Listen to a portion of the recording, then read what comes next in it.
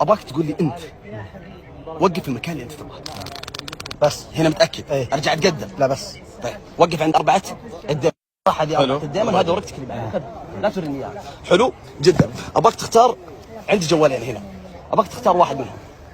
ايوه هذا ولا هذا؟ يلا خذ هذا، حط الورقه فوق الجوال كذا مقلوبه. ابغاك قرب شوي. ابغاك تتخيل انك انت غيرت رمز جوالي للكرت اللي اخترته انت. سريع، تخيل، غمض عيونك، تخيل انك غيرت رمز جوالي. تخيلت؟ ايه تخيلت. يا سلام عليك. ابغاك الان قدام المتابعين تدخل الرقم هذا هنا لين يفتح معك. يلا راح. اللهم صل على النبي. ما ادري وش هذولا. يمكن سوينا اللعبه ويمكن اني انا قاصدها، صح؟ ايش رايك ابو حصه افتح رمز جوالك؟ وهذه اول مقابله بيني وبينك، وان شاء الله ما هي باخر واحده. هنا اجرام. يلا شوف، انا ماني معطيك جوالي، بعطيك جوال ابو صالح. وافتح رمز جوال ابو صالح. ما في مشكله. شوفوا قدامكم الان هو مسكر. هذا جوالي. هذا جوالي. وين؟ هذا جوال ابو صالح. شوف الجوال الان قدام مسكر وبرمز جوال. والله وتالله وبالله اني ما اعرف رمز ولا في اتفاقيه ولا شيء. هذا التحدي بيني وبين ابو حصن. الله جميل. نفتح آلة الحاسبة قدامه ونصفرها. حلو.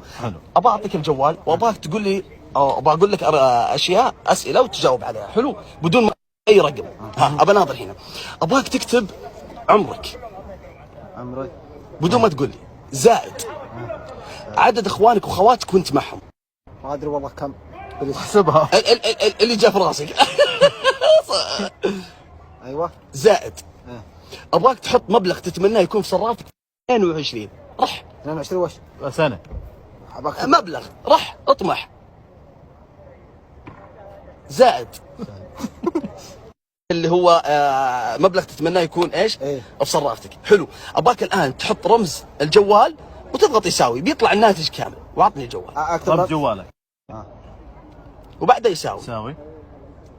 طلع الناتج كامل. صح؟ ايه. طيب قدامكم تقريبا مليون و 1251. مليون و 435,644.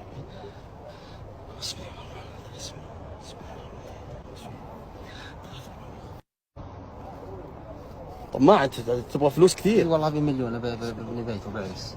طيب 2 1 2 1 او 1 2 1. الله اكبر، لا اله الا الله، صل على النبي. يا ربي بسم الله الرحمن الرحيم.